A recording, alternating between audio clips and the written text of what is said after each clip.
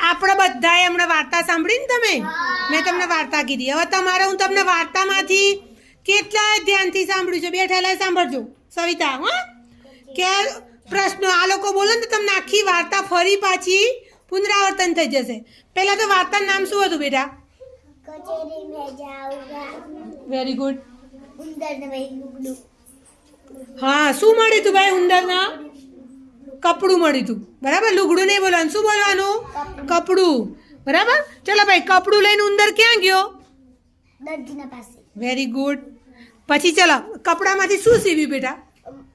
બધી વાત પેલા કપડામાંથી શું સીવ્યું ટોપી હા અને ટોપીને શું લગાવવા ગયો મોતી મોતી હા વેરી ગુડ ચલો ભાઈ શું સીવ્યું બેટા ટોપી અને ટોપીમાં શું લગાવ્યું મોતી પછી મોતી લગાવીને એને શું કર્યું માથે ટોપી પહેરી કે નથી પહેરી હા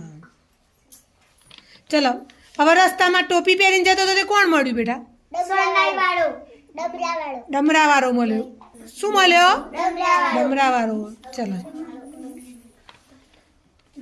ચલો ભાઈ તે ડમરું લઈને ક્યાં ગયો